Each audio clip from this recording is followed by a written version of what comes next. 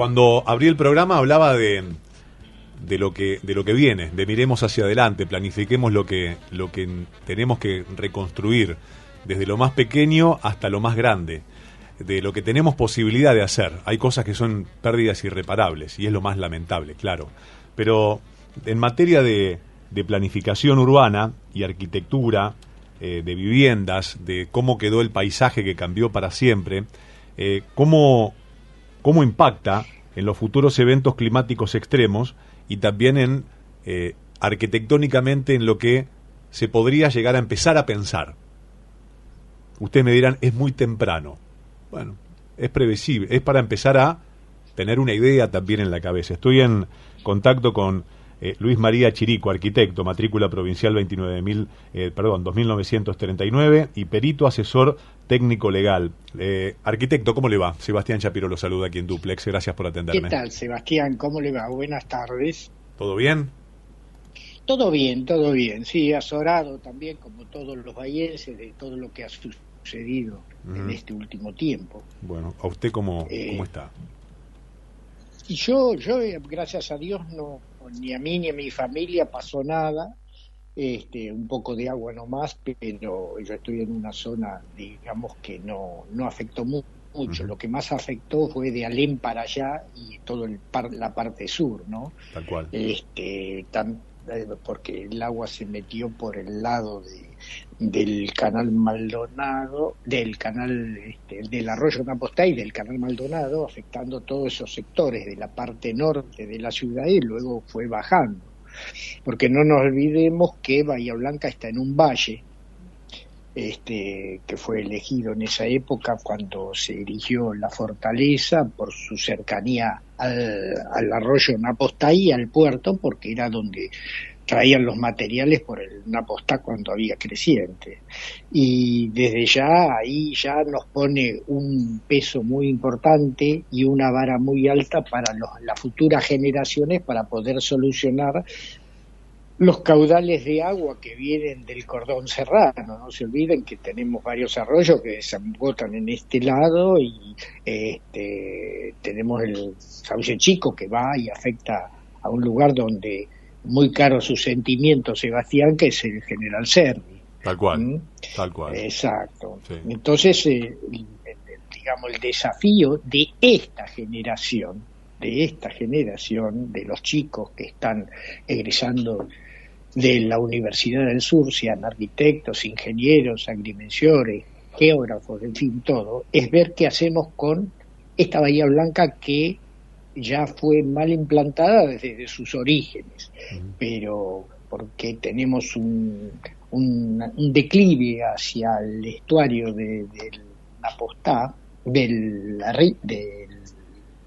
frente costero, un declive en algunos lugares de 70 metros, 80 metros y muere en 5 metros, 4 metros. Eso le iba a preguntar, en cuestiones métricas, uno cuando ingresa a Bahía Blanca y muchos te dicen, describe Bahía Blanca, bueno, Bahía Blanca tiene partes altas, partes medias y partes bajas y a veces si la mirás bien de arriba parece que está en un pozo. Pero la parte, ¿cuál es la diferencia de altimetría, de altura entre la parte más alta de Bahía Blanca, donde está ubicada, y la más baja?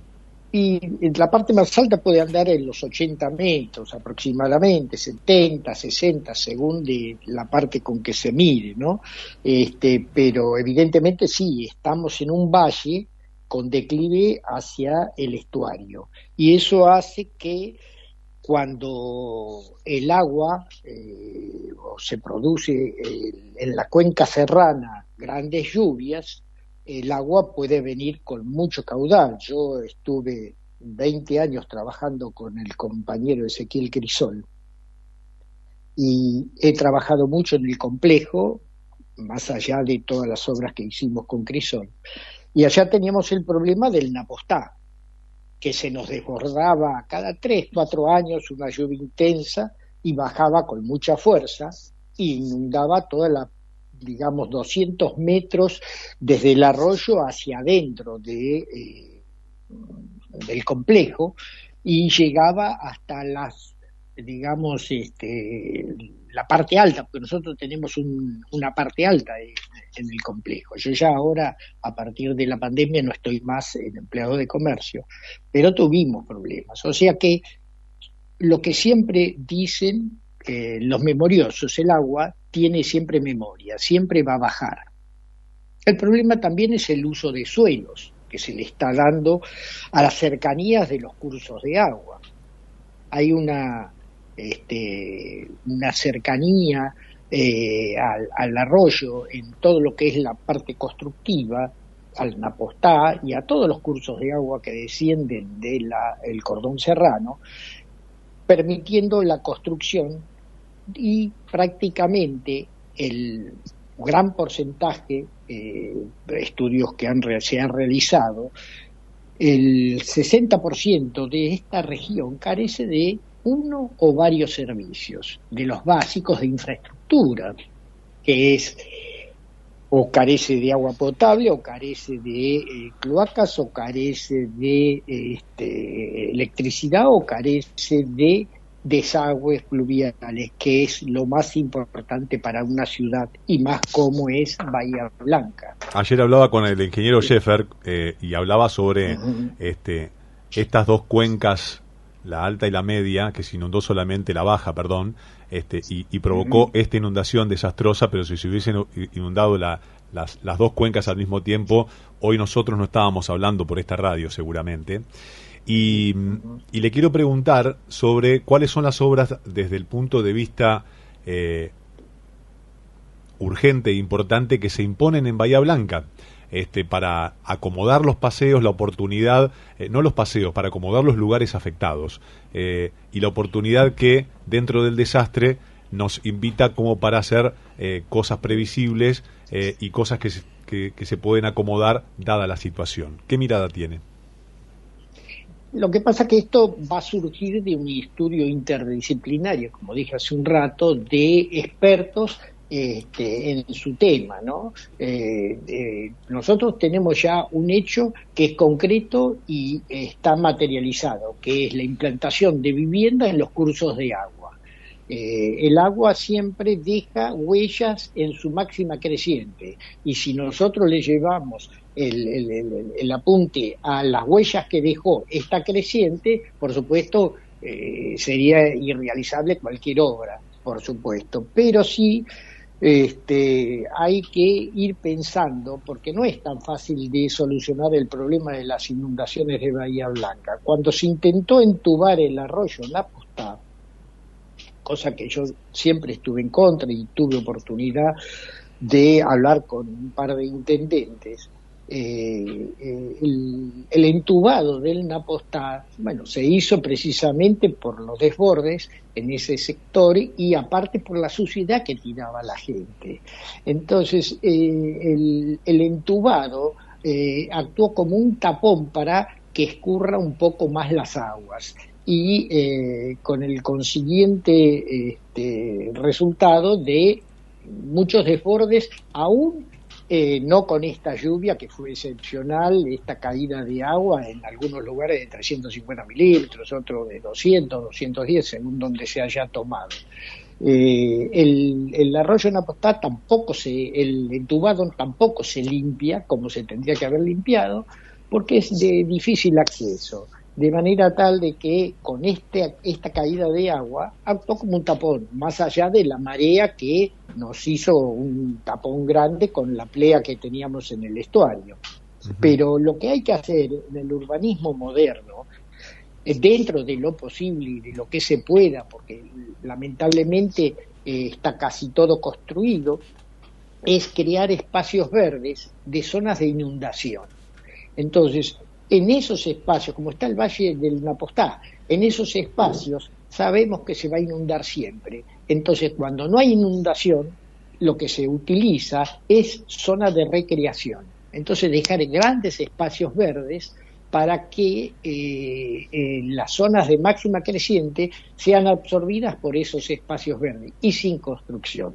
El otro problema, o otra medida que habría que tomar, es la ocupación indebida de lugares de inundación, que a veces por cuestiones de necesidad de vivienda, por otro tipo de cuestiones, uno fomenta y trata de colaborar con aquellas personas que no tienen vivienda y hacen uso indebido de lugares de máxima creciente. Después hay que ir con las infraestructuras y todo eso, y es un problema a futuro. Le solucionamos el problema de la vivienda, pero nos creamos y se crean las futuras generaciones un problema importante y de difícil resolución, como es lo que pasa, lo que pasó en los lugares, no digamos en la parte céntrica, porque esto fue excepcional. Yo me acuerdo que Crisol una vez me dijo, él vivía en esa época, en la década del 40, vivía en la calle Mitre y Casanova, y él decía que hubo una inundación grande, que a él le llegaba hasta la cintura el agua, y cuando bajó el agua, ese Mitre, la calle Mitre estaba todo adoquinada con madera, los tacos de madera que se traían del norte, y se lo llevó todo en la corriente y dejó descubierto eso. O sea que ha habido inundaciones, no graves, pero sí debe ser la inundación de que hubo en el año 40 por acá, 40 y pico acá en Bahía Blanca. Tal cual. Por lo tanto, es muy difícil que los políticos hayan tomado una resolución de esto, porque hay que coordinar muchas cosas y saldría mucho dinero. Yo creo que lo primero que habría que hacer, entre otras cosas, tal vez no lo primero, pero sí tener en cuenta, había un proyecto de la universidad de crear un embalse en Puente Canesa. Puente Canesa sería el regulador de las aguas que bajan desde el Cerro Napostá, claro. Y eso ayudaría mucho. Sí, ayudaría, pero no detendría una u otra lluvia tan cuantiosa como de 400 milímetros. No, eso no hay ninguna eso ciudad, no hay ninguna, eso lo quería dejar en claro, porque algunas veces, bueno, hay que estar preparado para otros 400. Yo creo que ninguna ciudad, la más moderna del mundo, está preparada para un desastre natural de estas características, por más tecnología, bueno, y uno a veces mira hacia el costado, como usted decía, y dice, bueno, ganemos los espacios más inteligentes como para, aunque sea que la situación a la postre no sea tan desastrosa, pero es así. Lo que pasa es lo siguiente, que, por ejemplo, en una ciudad los desagües pluviales son fundamentales, estudiando las pendientes, estudiando cómo desagotan los cursos de agua, hacer dentro de la ciudad desagües pluviales de una cierta magnitud, como para que no se inunde más la zona más afectada que hemos tenido acá en Bahía Blanca. Pero para eso tenemos que coordinar con distintos servicios, como para que había una propuesta acá en el Consejo Deliberante, creo que fue en la época del agrimensor Linares como intendente. Era un proyecto que quedó en la nada, que era la ordenanza de ductos. Esto es, cuando uno rompe una calle, todos los servicios cambian y hacen los trabajos de mantenimiento que tendrían que hacer. Acá habría que estudiar bien dónde colocar grandes desagües pluviales, como para que el agua desagote y no inunde las zonas más pobladas. Y por el otro lado, controlar las zonas de inundación para que no se implanten viviendas. Y sí, crear áreas verdes. Y con la regulación de un dique en Puente Canesa, no tendríamos problema de abastecimiento de agua, y a su vez actuaría como regulador de los caudales que vienen bajando del cordón serrano. Tal cual. Arquitecto, le agradezco infinitamente el contacto y sus conceptos tan valiosos, seguramente. Le mando un cordial abrazo. Un abrazo. Un abrazo. Shapiro. El arquitecto Luis María Chirico, matrícula provincial 2939, perito asesor técnico legal, hablando sobre lo que se podría llegar a empezar a pensar en función de lo que viene después de este desastre, y lo bien que le haría a Bahía Blanca esta oportunidad luego del desastre de mejorar en diferentes sectores.